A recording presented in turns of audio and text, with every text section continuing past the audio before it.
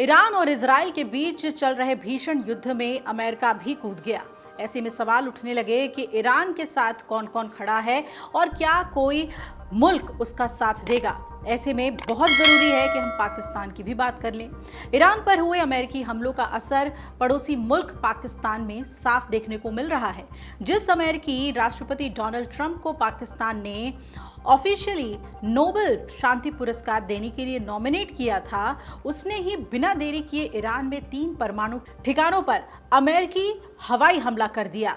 इसके बाद क्षेत्रीय स्थिति पर चर्चा के लिए पाकिस्तान ने आज राष्ट्रीय सुरक्षा समिति यानी कि एनएससी की एक आपात बैठक बुला ली।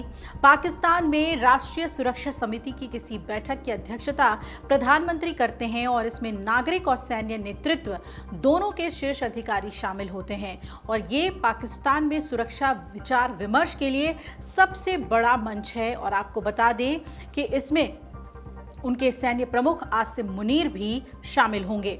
अब ईरान इजराइल युद्ध के हालिया घटनाक्रम से ये साफ हो गया है कि पाकिस्तान इस्लामी ईरान के खिलाफ यहूदी राष्ट्र इजराइल का अप्रत्यक्ष रूप से साथ देगा। भारत के विभाजन के बाद पाकिस्तान ने जन्म लेने के बाद ये दावा किया था कि वो शरीयत प्रदत्त गणतंत्र के रूप में मुसलमानों की सांस्कृतिक, मजहबी और संवेदनशीलता का प्रतिनिधित्व करेगा। क्या ऐसा है? भारतीय उपमहाद्वीप में 55 करोड़ से ज्यादा मुसलमान रहते हैं और इस पृष्ठभूमि में विश्व के इस भूखंड में कितने मुसलमान इजराइल का साथ देना और कितने इजराइल अमेरिका के हाथों ईरान को बर्बाद होना देखना पसंद करेंगे। आखिर पाकिस्तान किसका प्रतिनिधित्व कर रहा है, इस्लाम या फिर औपनिवेशिक शक्तियों का? जब इजराइल ने ईरान के सर्वोच्च नेता अयातुल्लाह अली खामेनाई को मौत के घाट उतारने की धमकी दी, तब अमेरिका ने इसका मौन समर्थन करते हुए ईरान पर बिना शर्त आत्मसमर्पण का दबाव बढ़ा दिया। वहीं 18 जून को पाकिस्तान के वास्तविक सत्ता नियंता सेना प्रमुख आसिम मुनीर और वॉशिंगटन में अमेरिकी राष्ट्रपति डोनाल्ड ट्रंप के साथ जो लंच हुआ था, उसमें ईरान के खिलाफ आगे की कार्य योजना दरअसल तैयार कर ली गई थी। ऐसा लगता है कि ईरान के खिलाफ अमेरिका पाकिस्तान से सटी हुई ईरान की लगभग 1000 किलोमीटर लंबी सीमा का उपयोग किसी लॉन्च पैड के रूप में कर सकता है। पाकिस्तान का ये दोहरा चरित्र उसकी बुनियाद में ही बसा हुआ है और ना तो किसी ऐतिहासिक अपरिहार्यता का ये प्रतिफल है और ना किसी सांस्कृतिक निरंतरता और भूगोल जन्य आवश्यकता का परिणाम। ये एक विशुद्ध कृत्रिम राष्ट्र है जिसका निर्माण ब्रितानियों ने मुस्लिम समाज के एक बड़े वर्ग जो कि काफिर कुफ्र अवधारणा से उद्वेलित थे वो है, उनके और वामपंथियों के सहयोग से इसका निर्माण किया गया। लेकिन ये भी एक अकाट्य सच है कि पाकिस्तान का निर्माण ब्रिटिश साम्राज्य के दूरगामी भू राजनीतिक रणनीति का हिस्सा था।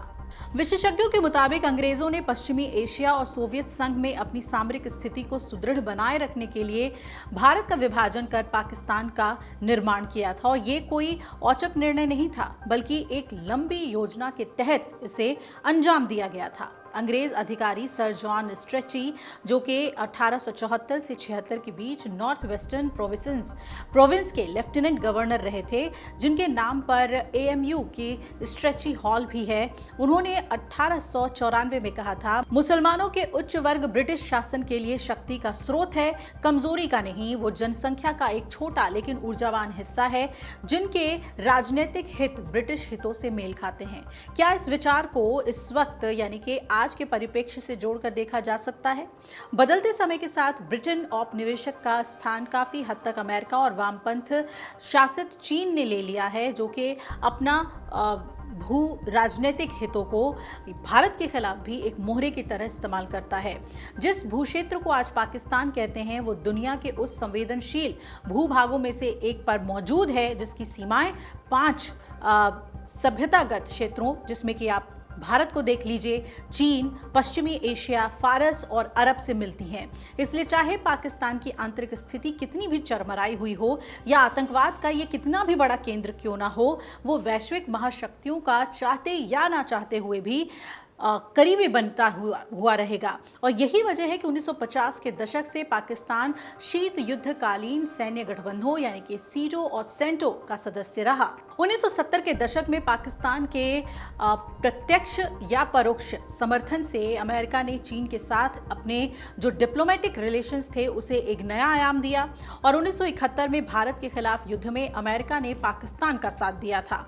और फिर 1979 से 89 के बीच अफगानिस्तान से सोवियत संघ को खदेड़ने के लिए अमेरिकी सहयोग से पाकिस्तान तालिबान की पौधशाला बना। साल 2001 में न्यूयॉर्क के भयावह 9/11 आतंकवादी हमले से पाकिस्तान अमेरिका के लिए और भी ज़्यादा ज़रूरी बन गया। अमेरिका द्वारा पाकिस्तान से फिर नज़दीकी बढ़ाने के लिए चीन की छत्रछाया से निकलना भी है और ईरान इजराइल संघर्ष ने तथाकथित इस्लामी एकता के प्रतीक उम्माह के खोखलेपन को भी उजागर कर दिया। एक और पाकिस्तान अमेरिका के साथ मिलकर ईरान को ठिकाने लगाने के लिए कमर कस रहा है। वहीं सऊदी, कतर, यूएई जैसे प्रभावशाली मुस्लिम देश या तो चुप हैं या अपने अपने राष्ट्र हितों की गणना करने में उलझे हुए हैं। यानी 55 से ज़्यादा इस्लामी देश होते हुए भी ईरान अलग थलग पड़ा हुआ है। आखिर इसका कारण क्या है? दरअसल पैगंबर साहब की मृत्यु के बाद इस्लाम के जो शुरुआती प्रचार प्रसार का दायित्व था, जिम्मेदारी थी, वो 4 रशीदून खलीफाओं ने संभाला। इसमें चौथे खलीफा हज़रत अली, जो कि पैगंबर साहब के दामाद भी थे, उनकी और उनके दोनों बेटों हज़रत हसन और हज़रत हुसैन की अलग अलग घटनाओं में मजहबी कारणों की वजह से हत्या कर दी गई थी। उन्हें मारने वाला कोई हिंदू, सिख, ईसाई नहीं था, बल्कि एक मुस्लिम ही था। और यही से विश्व में शिया सुन्नी मुस्लिम टकराव का सूत्रपात हो गया, जो कि अभी भी जारी है। वैश्विक मुस्लिम आबादी से लगभग 90% सुन्नी और 10% शिया हैं और एक रिपोर्ट के मुताबिक साल 2001 से 18 के बीच पाकिस्तान में 4800 से ज़्यादा शिया मुस्लिमों को इस्लाम के नाम पर सुन्नी मुसलमानों द्वारा मौत के घाट उतार दिया गया था।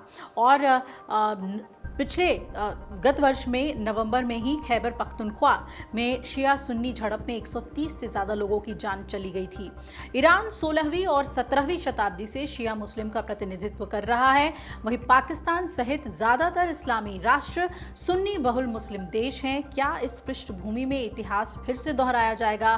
क्या ईरान की नियति भी हज़रत अली और उनके बेटों जैसी होगी? पाकिस्तान के अब तक के आचरण से ये साफ है कि उसका इस्लाम या उम्माह से कोई सरोकार नहीं है। वो सेना, अभिजात वर्ग और सामंती शक्तियों का गठजोड़ है, जो कि इस्लाम के नाम पर जनमानस की भावनाओं का शोषण करता है, उसका इस्तेमाल करता है। उसके सत्ता अधिष्ठान के 2 ही उद्देश्य हैं।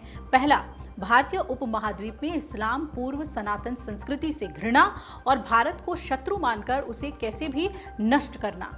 दूसरा, साम्राज्यवादी शक्तियों का हस्तक बनकर उनके उद्देश्यों की पूर्ति के लिए हर तरीके से तत्पर रहना, बिछे रहना। और ऐसे में सवाल ये है कि क्या पाकिस्तान इस दोहरे झंझावात से बाहर निकल पाएगा? फिलहाल पाकिस्तान का सिर्फ इस्तेमाल हो रहा है और वो भी गलत चीज़ों के लिए इस्तेमाल हो रहा है, लेकिन पाकिस्तान इसे समझ नहीं रहा है। इस वक्त ईरान के साथ पाकिस्तान खड़ा हो सकता था, अपनी आवाज़ बुलंद कर सकता था, लेकिन आसिम मुनीर तो पहले ही अमेरिका में जाकर सेटिंग कराए और ये पाकिस्तान की तरफ से ईरान को धोखा है। ईरान इस धोखे को कैसे लेता है, आने वाले समय में ये देखना बहुत अहम होगा। अगर आप ये वीडियो YouTube पर देख रहे हैं तो हमारे चैनल को सब्सक्राइब कर बेल आइकन दबाएं और Facebook पर देख रहे हैं तो हमारे पेज को लाइक करें।